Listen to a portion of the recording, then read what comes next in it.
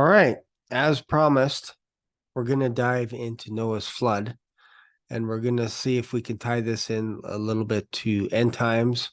Jesus mentioned Noah a few times. There's other people that have mentioned Noah in the Bible, but we're going to be focusing primarily on the flood. And my goal is to share some insights that perhaps maybe you've never considered before. And if you like this kind of thing, when we go deep, literally, we're going deep on a boat at Noah's Ark. If you like this kind of thing, feel free to subscribe. Feel free to share these videos, talk about them, watch them, read Genesis over and over again.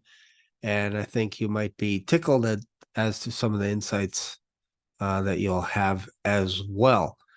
So, again, subscribe to this channel. Feel free to leave a comment. Let me know where you're watching from, and let's begin. So let's go we'll start off in Genesis 5, and the goal is to try and get through the entire flood. So I'm going to try and do this in an hour. So we're going to speed through a few things till we get to the flood, and then we'll just go from there. So this is the book of the generations of Adam. In the day that God created man, in the likeness of God made he him. Male and female created he them, and blessed them, and called their name Adam, in the day when they were created. And Adam lived 130 years, and begat a son in his own likeness and after his image, and called his name Seth. And the days of Adam, after he had begotten Seth, were 800 years, and he begat sons and daughters. And all the days that Adam lived were 930 years, and he died. And Seth lived 105 years and begat Enos. And Seth lived after he begat Enos 807 years and begot sons and daughters. And all the days of Seth were 912 years, and he died. And Enos lived 90 years, and he begat Canaan, whom we'll come back to. And Enos lived after he begat Canaan 850 years and begat sons and daughters. And all the days of Enos were 905 years, and he died. It's interesting with science today, so-called scientists, they're saying that, man, we've never lived longer. Like, we live to like 80 plus years old. Some people live as high as 100, 110, 120. That's it. And we're so proud of that. We're like, wow, this is just amazing as to how long we live. Meanwhile, you rattle this stuff off, and people are like, what? Wait, what? What do you mean Canaan lived 840 years? Yeah, it's all in the Bible. We're actually going down, not progressing. It's almost like an internal countdown, if you will. We're not getting older, we're getting younger in the grand scheme of things. When we're talking about being on Earth, we're actually getting younger. We're actually dying younger, if that makes sense. All right. Canaan lived after he begat Mahalalel 840 years and begat sons and daughters.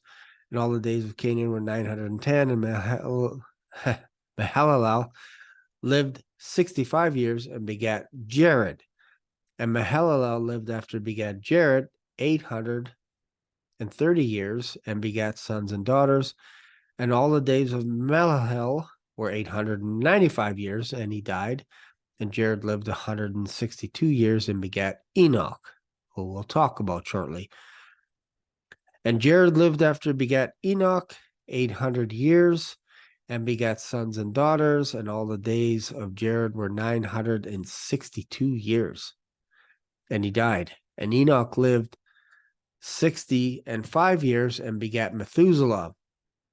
And Enoch walked with God after he begat Methuselah 300 years and begat sons and daughters. And all the days of Enoch were 365 years. And Enoch walked with God, and he was not, for God took him. This is kind of our first instance of a rapture, if you will. Enoch walked with God, which is kind of interesting when you relate it to today. My question to you is, are you walking with God? Or are you wanting God to walk with you? I think it's better to walk with God than to have him at your ever beckon, if you will. Being able to just, God, I need you for this. I need you to do this and do that. Come here, all this kind of stuff, instead of actually walking with God and pleasing him. And he was not, for God took him. And Methuselah lived 187 years and begat Lamech. And Methuselah lived after he begat Lamech 782 years and begat sons and daughters. And all the days of Methuselah were 969 years. Oldest person in the Bible recorded. And he died. And Lamech lived 182 years and begat a son. And he called his name Noah, saying, this same shall comfort us concerning our work and our toil and toil of our hands, because of the ground which the Lord hath cursed. Going back to Adam and Eve. And Lamech lived after he begat Noah 505 years. 595 years, and begat sons and daughters. And all the days of Lamech were 777 years, and he died. And Noah was 500 years old, and Noah begat Shem, Ham, and Japheth. Whew. Lots of names, lots of old people. So let's back up a little bit here. Let me draw this out. Let's go to the handy dandy chart. And let's just go to here. And let's just according to the Bible, let's just use a time frame here. Boom, boom, boom, boom. Let's say this is about 4,000. This is 2,000 years. And this is about 2,000. So this would be about 4,000 years to the birth of Jesus, roughly. And this is 2,000 years, roughly, since the birth of Jesus. So what's interesting is you have Adam and Eve here.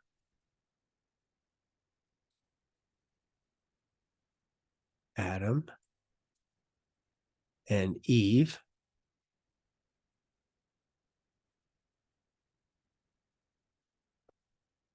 Right here. And then we have a timestamp here, which would be Abraham showing up approximately. Abraham. It's kind of interesting in itself. And then what's interesting is about here, you have Enoch being raptured up right about halfway. And then over here, we have another person about halfway being raptured up.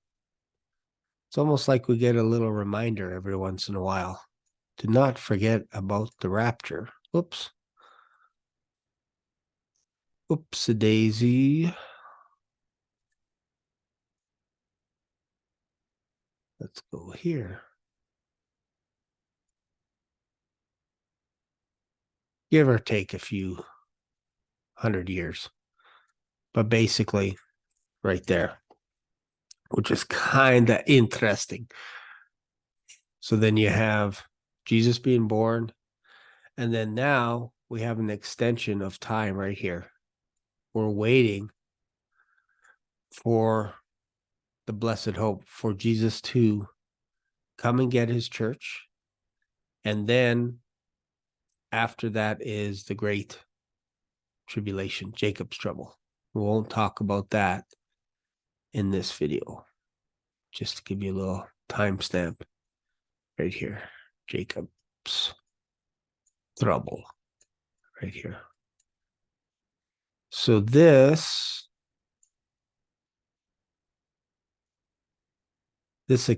continues to extend. Where are we here? Where's my color? This continues to extend this way. It's like a moving calendar, if you will. And Jacob's trouble continues to move this way, but it's a 7-year period. And again, I'm not going to talk about that in this video, but this could be a month from now, the beginning of Jacob's trouble. Some people think it could be started because of the war in Israel right now. This could be a year from now. This could be 100 years from now, although I do think we're a lot closer than we can imagine. So this moves forward. Why? Until the fullness of the Gentiles come in. That's why this extends. So because of God's mercy, he's allowing more people to enter in to his kingdom. So again, I just wanted to give you a snapshot just to kind of give you a little hint here. This is kind of cool. Dividing the Old Testament up right here. You got one rapture of Enoch, and you got another one with Elijah, a type of rapture.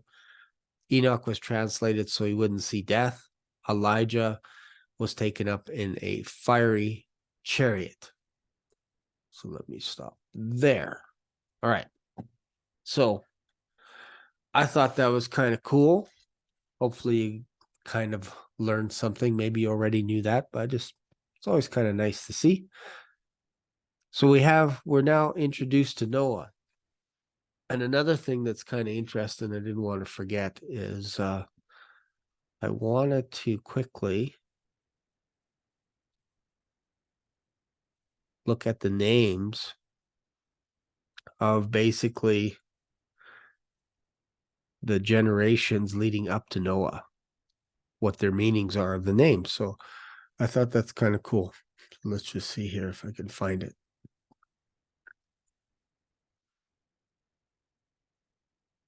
Tribes of Jacob, tribes of Israel, tribes of names of Canaan. Okay, right here. So we got Adam, which means man, as we found out, or earth. We have Seth, which means appointed or substitute. We have Enosh, which means mortal or frail. And then you have Kenan, which is the fourth from Adam, which is sorrow or lamentation. These are the English translations of their name, if you will. Mahalalel means praise of God or blessed God. Jared means descent or shall come down, which is kind of interesting. Enoch is dedicated or teaching, number 7. And then the 8th is Methuselah, which means his death shall bring, or man of the dart. Don't know what that is. Number 9 would be Lamech, which means powerful or strong. And 10 means Noah, or the name for Noah, another name. What Noah's name means, of course, is rest or comfort, which will come in handy as we start talking about Noah building the ark and all this kind of stuff. So what does this have to do with anything? Well, this has everything to do with Jesus Christ. As you have a man, you have appointed or substitute that becomes mortal, that goes through sorrow and becomes blessed of God. He comes down from heaven. He's dedicated to the cross or teaching, and his death shall bring powerful rest. That's what you get when you put all 10 of these names together in a string. So that is describing God's plan before the foundation of the earth, that he had a plan in place, and he had a plan, and people were named these names for a reason. And you can see Jesus Christ right out of the gate, right from Adam all the way to Noah. Very cool stuff. So let's jump into Genesis chapter 6. We're just moving along here. And it came to pass, when men began to multiply on the face of the earth, and daughters were born unto them, that the sons of God and the daughters, that the sons of God saw the daughters of men, that they were fair, and they took them wives of all which they chose. And we'll come back to this. And the Lord said, my spirit shall not always strive with man, for that he also is flesh, and yet his days shall be 120 years.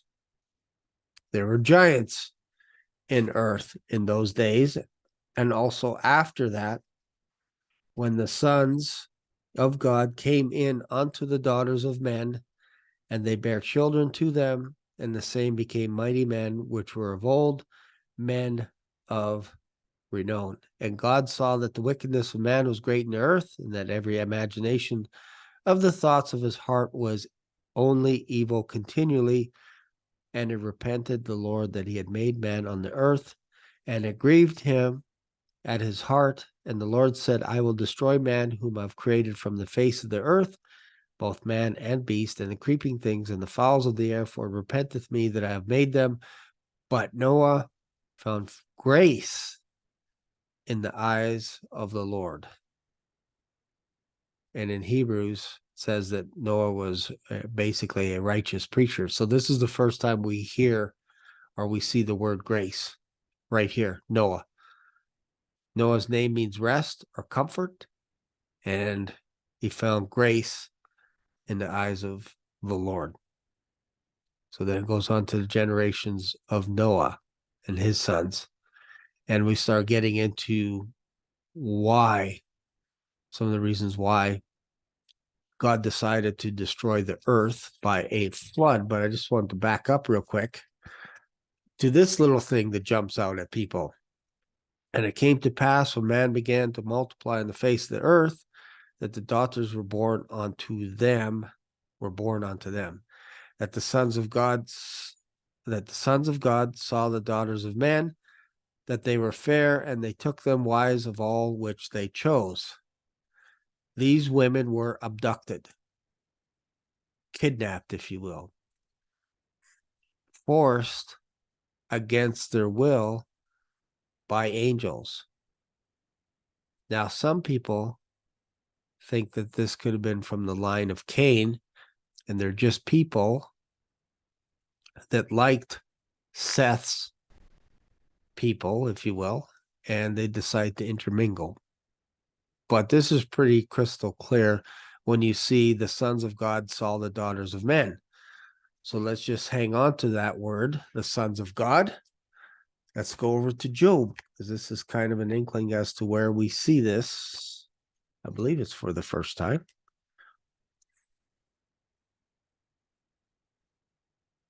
Let's go to Job. Hopefully you're getting something out of this already. I'm hoping to do this in 1 hour. I think it'll be very difficult. Maybe I could just do this as a bit of a teaser introduction, cover everything. And then if you want me to go a little bit deeper, we could do that as well. Because some people have heard this story a million times and they're like, oh man, seems like every time you read the book of Genesis, at least, there's always something new. And the same thing is for Noah's flood. So let me go to, where are we going here? Verse 6. Job chapter 1, verse 6. Now there was a day when the sons of God came to present themselves before the Lord, and Satan came also among them. So here we get an instance of the sons of God. These are not people, these are angels. So let's go back now to Genesis. It's interesting that that was verse 6, chapter 1, verse 6, that we see angels in the book of Job for the first time. Let's go back. Genesis. So we get these fallen angels, if you will, that wanted to take themselves wives whom they chose. Basically, they just picked whoever they wanted. Didn't matter if they were married, not married, they just grabbed them and took them. And the Lord said, my spirit shall not strive with man, for that he is also flesh, and yet his days shall be 120 years. Now, there's some debate. Is that a cap as to people living only 120 years? Or is that the time where God is like, I'm giving these guys 120 years and then I'm wiping out this planet? You could pose an argument for both sides. The reason why people lean more on the side of 120 years is man's limitation is because nobody lives past 120. I think there was only one person in King David's day, one of the later kings, I forget which king, one of the last kings had a priest. I forget the guy's name, but he lived to be 130 years. He's like the only one. Obviously, Abraham lived past 120 and all this, but it seemed like people were decreasing after the flood, going down. Instead of going up, they're going down. And again, as a reminder, Methuselah lived 969 years and died about the year of the flood. So that's basically, who knows if he could have lived longer, but God expired him, if you will, on the day of the flood, or the year of the flood, I should say. Basically, he died the same year as the flood. And then we have Enoch that pleased God and was basically taken out before the flood, a few hundred years before the flood. Why? Because he pleased God. So if we're using that as a type of rapture scenario, you have to consider what things are you doing today that actually please God. And the one thing that you could do that absolutely pleases him 100% right out of the gate is to believe that Jesus Christ is the Son of God, that he died on a cross, rose again on the third day, and is alive forever. That is an absolute necessity. You need to believe that Jesus is the Son of God. And then you'll please God. Why? Because God is the justifier, and he passed all judgment onto his Son.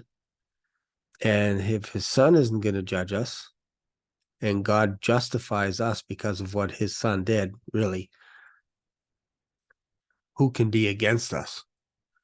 So let's continue on here. So there are giants. So let's talk about these giants here. Who are these giants? Well, this is what happens when you mix an angel with a human.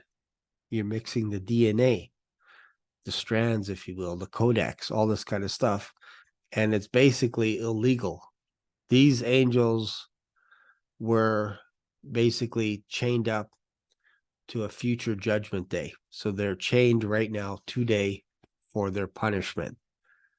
One day in the future, they will get judged, just like people that do not know Jesus Christ, that do not accept him, I should say, that he is the Son of God. They actually reject him. All right, so let's continue on. So then their children had giants, Nephilim, if you will. And it says here, there were giants in the earth in those days, and also after that, when the sons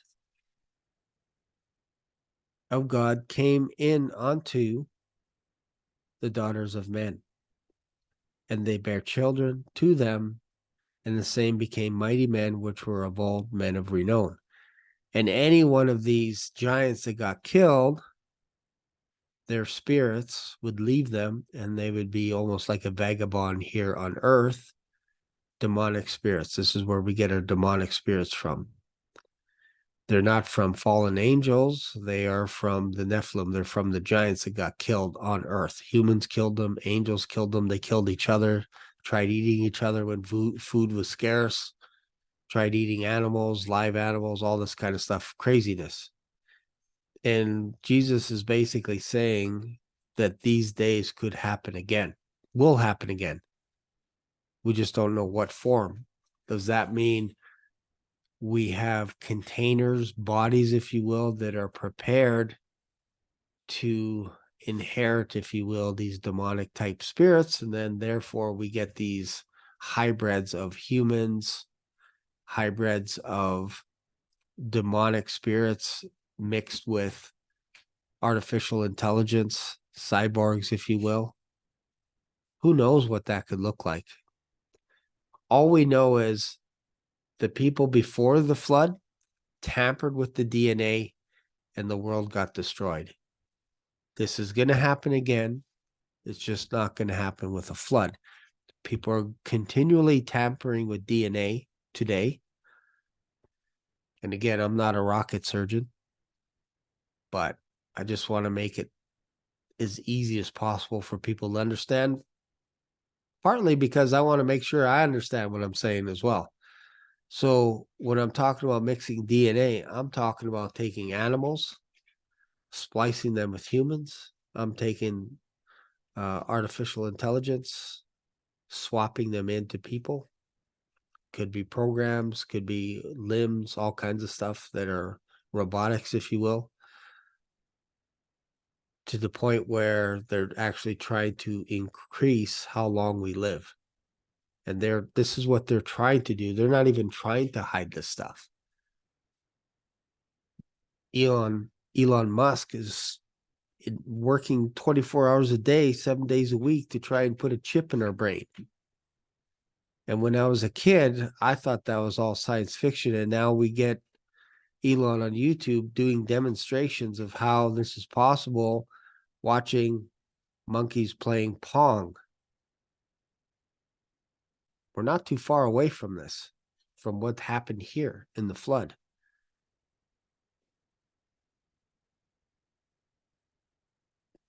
Right, so we get Noah. Let's back up a little bit here. And the Lord said, I will destroy man, whom I have created from the face of the earth, both man and beast, and the creeping thing and the fowls of the air, and it repenteth me that I have made them, but Noah found grace. These are the generations of Noah. Noah was a just man and perfect in his generation, in his generations. And Noah walked with God. So just like we saw with Enoch, Noah walked with God as well. And he was perfect in his generation. In his generations. What does that mean? Well, we're talking about DNA again. He was not corrupt. He was perfect. His genetic code was not interrupted. Why is that important?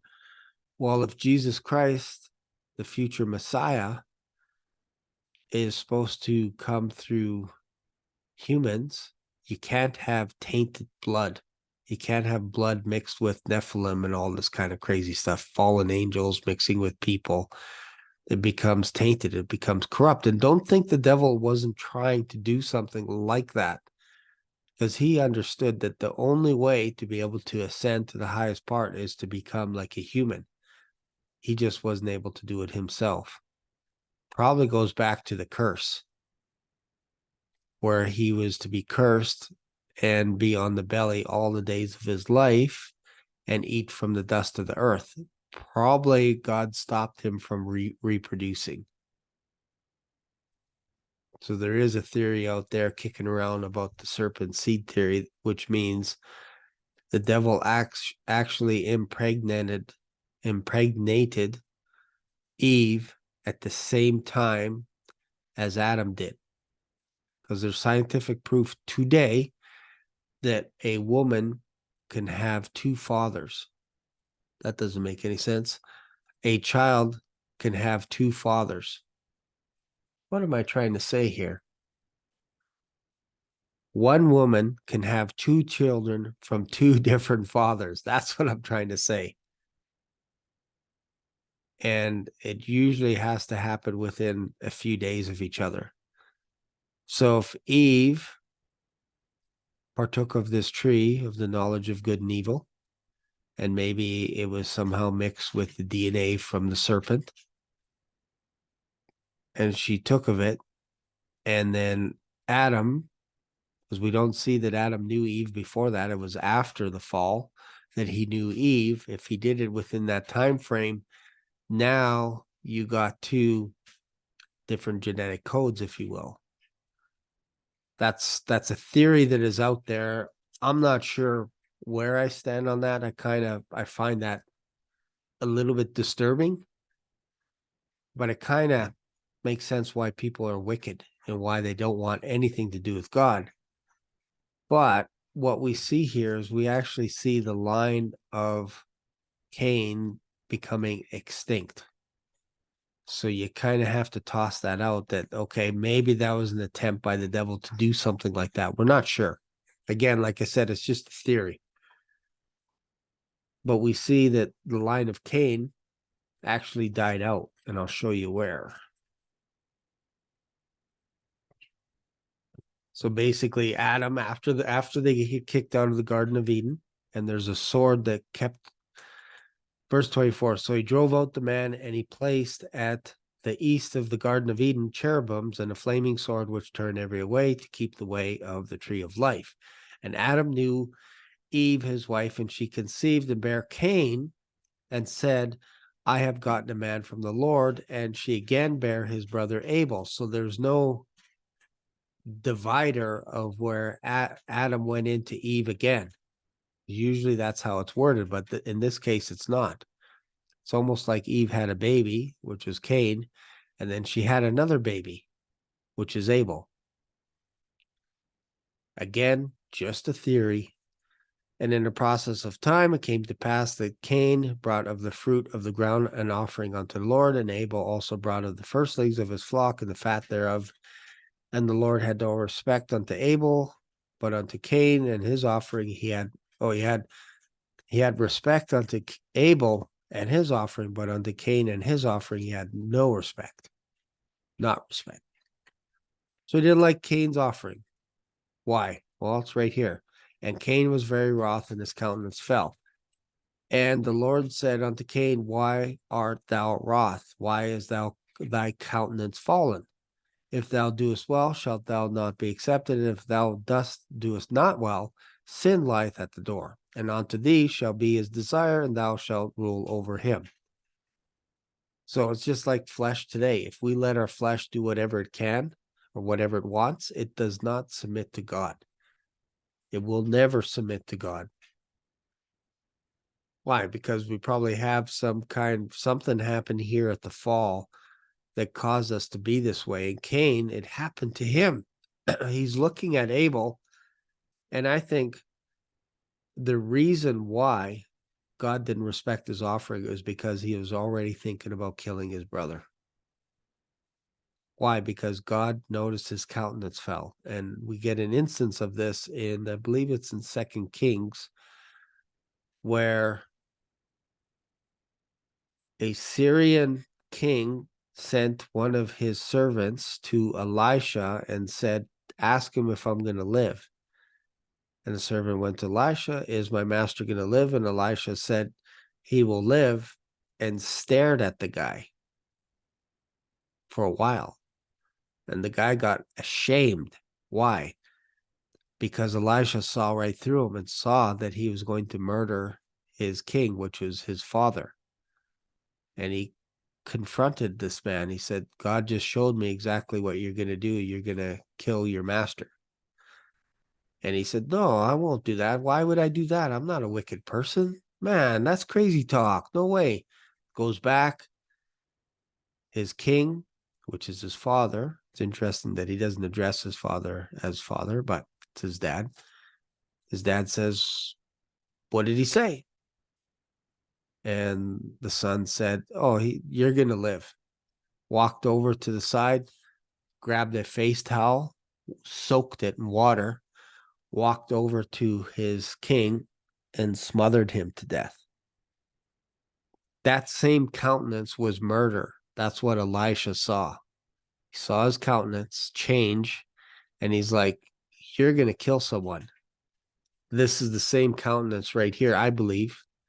Cain was very wroth, and his countenance fell because his heart wasn't right. He was going to murder Abel. And then shortly thereafter, they go out Cain talked with Abel's brother, and came to pass when they were in the field that Cain rose up against Abel and slew him, killed him. First murder. It's a murderer from the beginning, like his father, the devil. So that's interesting. All right. So we got the three sons. Now we're down to the earth was also corrupt before God, which is interesting in itself. The earth was corrupt.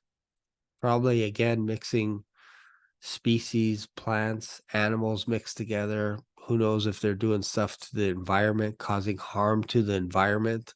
We don't know. But the earth was filled with violence. And God looked upon the earth, and behold, it was corrupt. So the whole world was corrupt. All flesh had corrupted his way upon the earth.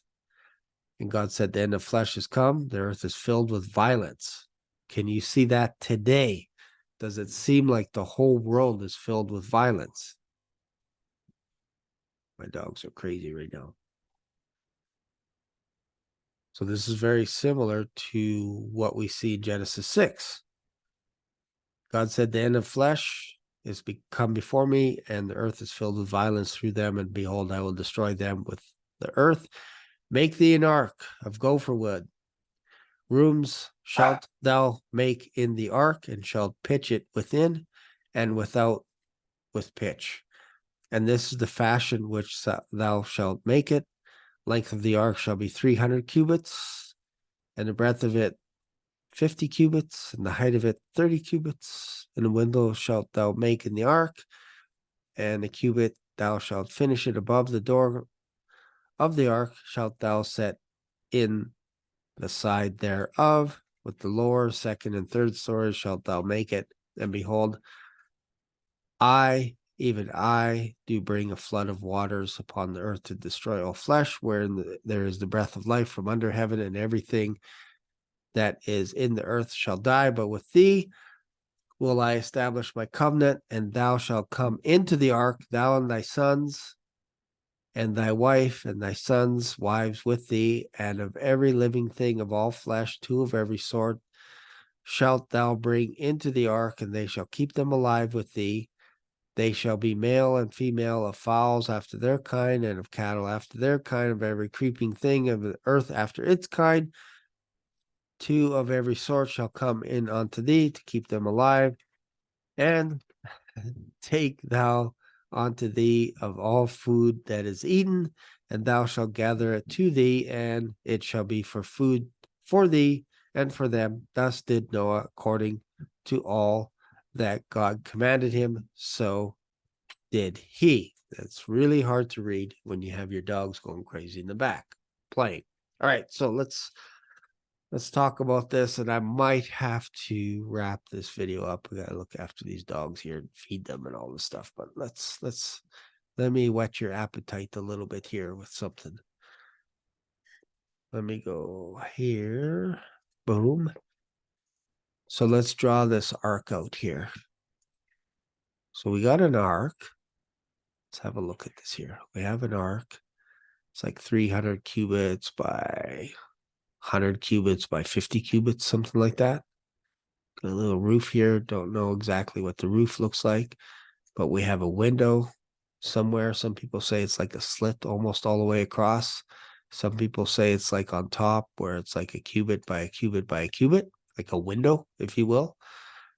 And I think Noah used this window, whether it's in the slits on the side, not sure.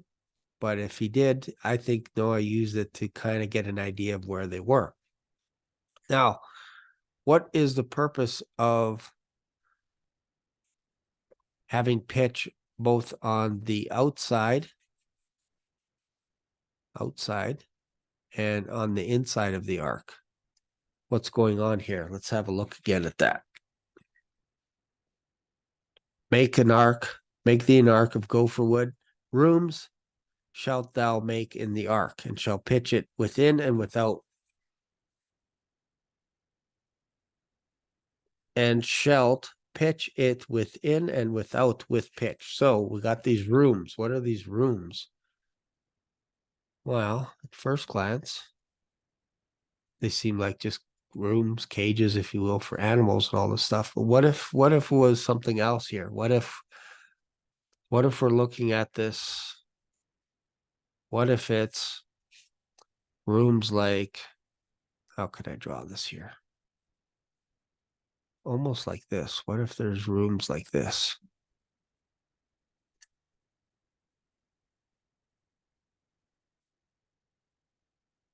You're making these rooms and you're pitching them within and without. And then you got, this is the lengthways, obviously. But one of the things I thought about is if you had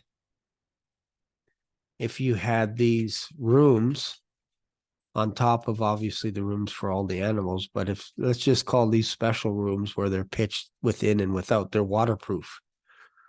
Why would you need to make these waterproof the same way that you waterproof the outside of the ark? What's the purpose of these rooms? Well, I think these are ballasts.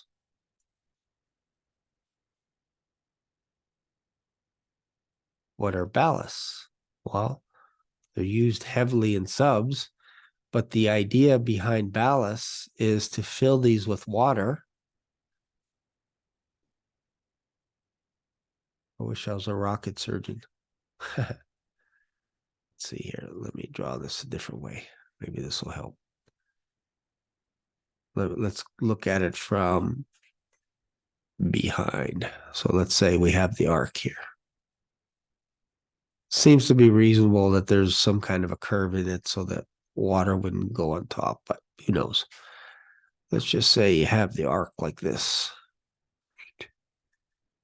And you have these ballast tanks. They go all the way. They could even be here if you wanted, but they're all going from one end to the other. All the way, front to back, ballast tanks. If you fill these with water, it doesn't matter how big these waves are. Whoa, that's horrible. What kind of a wave is that? It doesn't matter how big these waves are. You're not going to tip this boat, the ark. It's not going to tip. It's going to counterbalance each other. Why is this important? Well, you don't want animals getting sick and puking all over the ark. So this ark is going to be minimized with these ballast tanks. Again, this is just my theory. I haven't seen anyone talk about this on YouTube. They just go, the ark is too small. There's not enough animals. They would all fight and eat each other and all this kind of stuff on the ark. It's like, okay, well, let's deal with that then, and then I'll wrap this video up. Let's see here. Let's see if we could figure this. Let's talk together, shall we? So again, I think those are ballast tanks, if you will. Very similar to what they use in subs. Subs use them a little bit differently because they're able to displace water and submerge.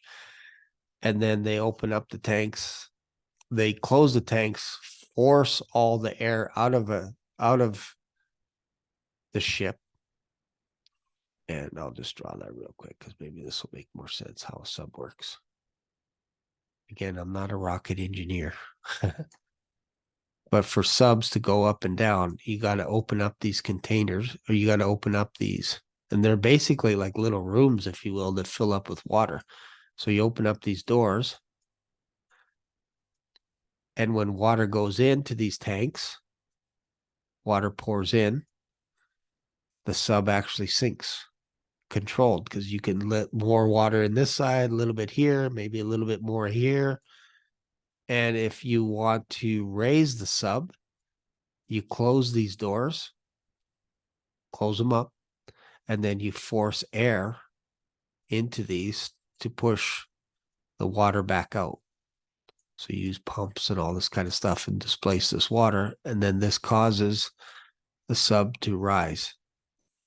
So that's how subs work. So it might be very similar with regards to having the ark, having these ballast tanks dispersed throughout the ark, because remember, it's about 450 feet long, roughly, give or take, maybe 400, 500 feet long, 100, 150 feet wide. And if you got these ballast tanks if a huge wave hits it and it starts to go like this, there'll be a bit of a delay with the water in the tanks that will cause the ship to just little bits here and there. It won't be crazy. It won't be like this back and forth. So you have the water sloshing around and they counterbalance so that the arc just kind of goes a little bit like this. All right, so that's so that takes care of that a little bit. So let's talk about getting these animals onto the ark. How is that even possible? How can you do that? It's such a tiny boat. Again, we're guessing at the size of the boat. But if we were looking at how do you get these animals onto a boat, I'm just going to mention something that's kind of interesting. There are 8,000 species right now today in the world that go into hibernation. Oh, bet you never thought of that, huh? Hibernation. What does that mean? It means when animals get stressed out and they run out of food, they are going to go into hibernation mode. Why? To save their species. So this is why they go into hibernation. It's a mechanism that God put in animals. So if a bear starts to see snow and some of his food gets covered up, berries, all this kind of stuff, it's a trigger for him that says that food is going to be scarce. So instead of using all my energy into finding food that is scarce, I'm going to go to sleep mode. So if you have a worldwide flood happening, you have to put these species to sleepy town. You got to make them go to sleep. So how do you do that? Well, you need to have food scarce. So how do you have food scarce? Well, we just read it. I believe we read it. Oh, remember, all the animals, they're vegetarians. All the people, vegetarians. So if you're thinking about being a vegetarian, if you had a time machine, this is the best time to be alive. Nobody eats animals back then, before the flood. Animals didn't even eat each other. So make an ark, a window shalt thou make to the ark, in a cubit shalt thou finish it above the door of the ark. We read that. Behold, I do bring a flood of waters upon the earth to destroy all flesh, where is the bread of life. Bring every living thing, and of everything, it doesn't say Noah to bring, but he said, and of every living thing of all flesh, two of every sort shalt thou bring into the ark. So bring it into the ark to keep them alive with thee, and they shall be made male and female. It talks about the fowls, the creeping things, all this kind of stuff. So it's interesting that lizards will also do the same thing as well. All kinds of creeping things. They all go into hibernation. Just about every type of species will hibernate. Take thou unto thee all food that is eaten, and thou shalt gather it to thee, and it shall be food for thee. Thus Noah did according to all that God commanded, so did he. And so verse 7, and the Lord said unto Noah, come thou and all thy house into the ark. For thee have I seen righteous before me in this generation. Of every clean beast shall take by sevens, male and female. I'll just skip here a little bit to verse 4. This is very important. So, for yet 7 days I will cause it to rain upon the earth 40 days and 40 nights. Every living substance I have made will I destroy from off the face of the earth. And Noah did according to all that God commanded him. And Noah was 600 years old when the flood of waters was upon the earth. And Noah went in, and his sons and his wife and his sons' wives with him into the ark, because of the waters of the flood.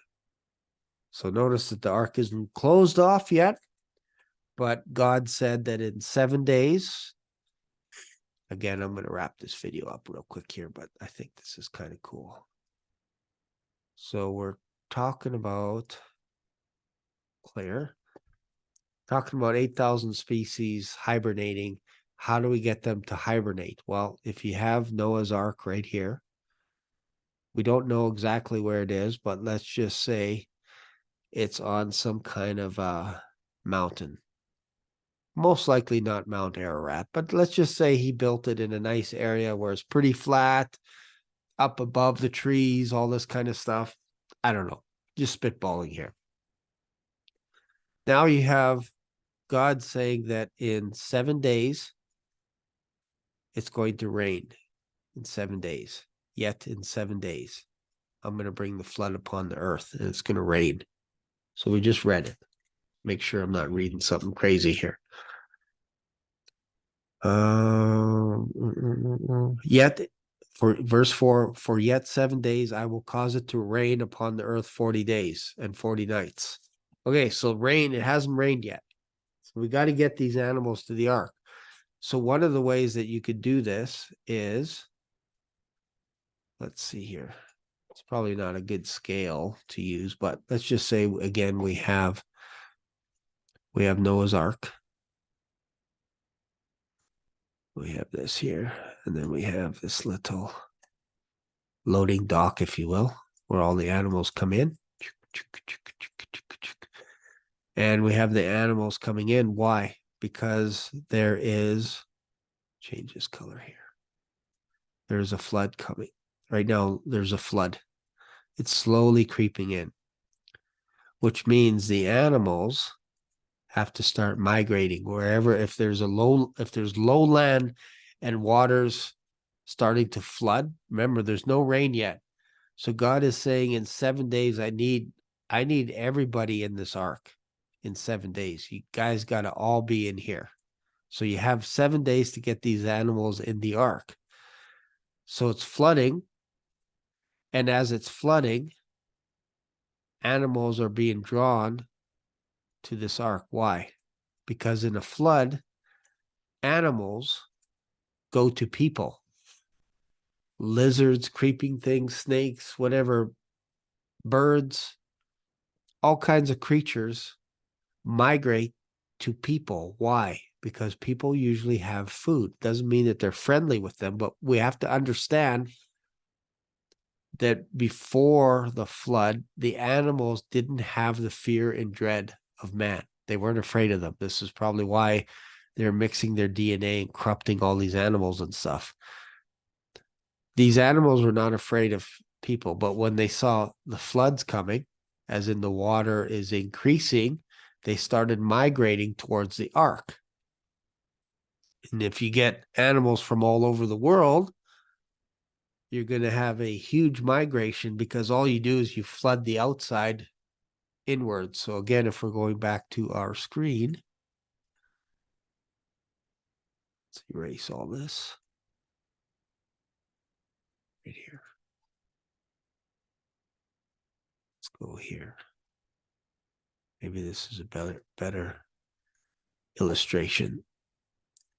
So you have the ark here. This is satellite imagery, even though there was no satellites back then. And you have floods slowly encompassing this area. So everywhere outside of this circle is flooded already. It's flooded. And it's probably been flooding for a while. It's just right now, it's to the point where now there's 7 days left. So this flooding could have happened over the past year, 2 years, 5 years, 100 years. We don't know. Just gradually flooding. We don't know that, but what we do know is Noah went into the ark because of the floods, because of the waters. And God said in 7 days, I'm going to bring rain. And we know that there's more coming. So if you have a flood that's flooding everywhere and it's slowly forcing the animals towards the ark, all the animals are going this way to the ark. They're migrating towards humans because we know scientifically animals do that. Whenever there's a flash flood or anything like this, they try and scurry into people's homes. There's videos on YouTube of otters trying to avoid whales by jumping onto people's boats. Why? Because they know people are there.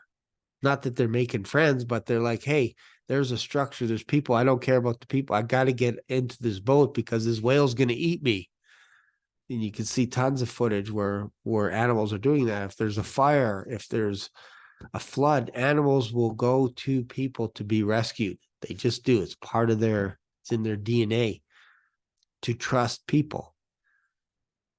It's built into them. So if you make food scarce and you have floods slowly trickling in, the animals are going to come to the people because the people are gathering the food, and there's going to be scent for them to know there's food over here. There's water here. That's dangerous. So I got to avoid water. So I'll keep moving where there's food. So now I got scent. I got people, and Noah's name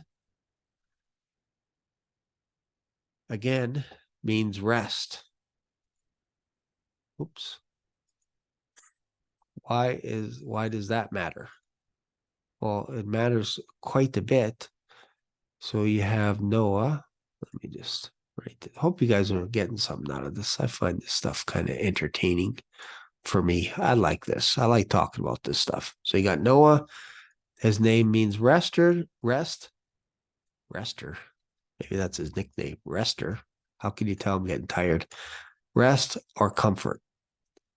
What's interesting is Jesus said when he goes away, he's going to send us the comforter. He's going to teach you all things and remind you of everything that I've said. So rest. So Noah's name means rest, comfort.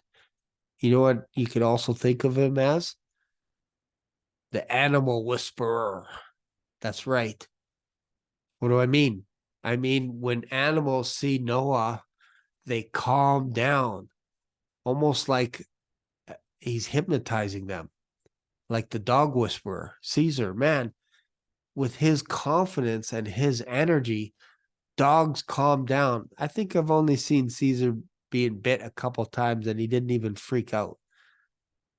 And these pit bulls that are just raging lunatic, they just calm down. Why? Because that's Caesar's disposition. He always sticks on his chest. He's like, he just steps in their space, and these animals submit and they calm down. Imagine Noah, righteous Noah, who his name is built right into his DNA that he is rest, he is calm, he is comfort. These animals show up, he's got food for them. They're going to be relaxed and they're going to be in a hibernation state because they've been fleeing from a place where there was scarcity, no food. So you got thousands of species that want to go into hibernation mode just in time for the flood. Isn't that amazing? There's one thing. What was I going to say about that? Calming. Huh. I lost it. But that takes care of the animals on the ark. Oh, I was going to say, this is kind of interesting. Whenever I feed these dogs, and I just noticed it after studying this, I didn't even pay attention to it before. After I feed these, I call them my dogs. They feel like they're both my dogs. Got a big black lab here, which is my daughter's dog, and then also a little Dachshund. Whenever I feed them, if I'm sitting on the couch after I feed them reading, Oliver, after he's done eating, will come and he'll jump on the couch and he'll force me to pet him. I'm like, okay, I get it. Thank you. Okay, I'm busy reading, and this dog is all over me, wanting me to pet him. So I pet him, and then he leaves. Like, that's kind of weird. And then Cash would come by and want me to pet him. I'm like, okay, there you go, petting. Okay, cool. Then I realized these dogs are actually thanking me for feeding them, and I didn't know. I didn't pay attention to them. The black lab follows me wherever I go. Maybe it's my calming disposition. I'm not quite like Noah. But I go upstairs. My wife comes downstairs to feed them, yelling, hey, come get some food. He won't leave my side. He stays until I get out of bed, get dressed, go downstairs. Then he'll go downstairs with me. Doesn't matter about the food. Just wants loyalty. companionship, if you will, but they're thankful. And we don't always see that with these creatures because we're in a fallen state, if you will. But imagine in Noah's day, these animals are migrating. They don't have food. They're hungry. They're switching over to hibernation mode. And you got Mr. Rest himself, Mr. Dog Whisperer, Elephant Whisperer, Alligator Whisperer, whatever. And they're all calm. Remember, they don't eat each other. They're not attacking each other. So it would be conceivable to put them in little rooms beside each other while they hibernate. Probably a spiritual hibernation as well, where God probably just calmed them down. But if you have that nature, that DNA, and when you think about it, when it comes to a flood, and I promise I'll wrap this up. When we're talking barometric pressure, always got to go. I'm telling you guys, I'm not a rocket surgeon.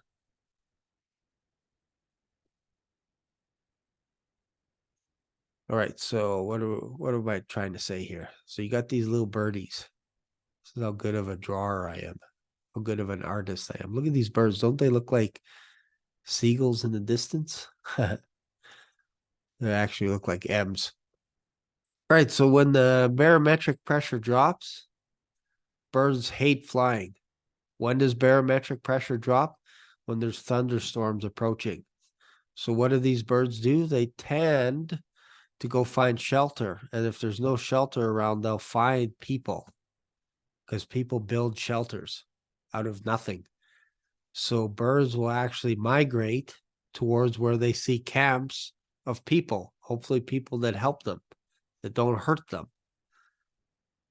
And they can see a mile away or whatever that there's food over here and there's animals there. This must be a safe place. Look at all these animals going in this direction. There must be food. So their instincts kick in as well. And if there's thunderstorms and flooding happening, there's nowhere for them to land. They're going to migrate towards the ark. Why? Because that's shelter. There's food there. There's people there. When Europeans came over to Canada, to North America, if you will, Canada, US, probably Mexico as well, barn swallows ended up in boats. And as soon as people landed, the barn swallows never left. They never went away. They stayed with people and they built nests in their barns, in their homes, on the roof, all this kind of stuff, because birds like people. Certain species like people, certain species do not like people. But if you have birds around, chances are, again, before they began eating each other and all this kind of stuff, not only happened after that didn't happen until after the flood. But my point is, when the barometric pressure goes down because of flooding, because the conditions are changing, birds don't like to fly. They don't fly very well. Why? Because they consume a lot of energy. There's no more proper pressure for them to be able to just soar and glide and go high. If it's hot out, they can actually fly farther, use less energy. So if you change the barometric pressure right down, they want to land quickly somewhere. Most likely the ark. So we got the animals coming by the flood, starting to flood, because remember, it didn't rain yet. But once it starts raining, then what happens is basically there's wells in the ground, springs, if you will, that open up. This is basically an earthly flood. This is not your rain that caused the flood. It's the earth that actually opened up. And then from the firmament above, waters actually open up. Huge piles of water poured down upon the earth. A torrential downpour, and then it rained for 40 days.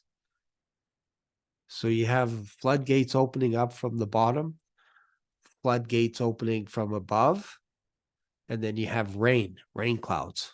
So you combine that, that's how you flood the earth, all the way up until about 30 cubits above the earth. How do we know this? Well, Noah had a little peek window that he could actually peek through and see where he's going and all this kind of stuff. So anyways, that's it. We'll talk a little bit more. I'll probably make this into a part 2, but only if you like this. If you don't like this, then maybe I won't make a part 2. But if you like this, if you find this interesting, if you find a little bit different perspective that you've never seen before, let me know that in the thumbs up. Give me share with your opinions, your comments, all this kind of stuff. My head is just full right now. See, the problem is when I do a presentation, I should probably use notes. I don't have any notes. It's just floating in my head somewhere. So I appreciate your patience for watching this video. So thanks, guys.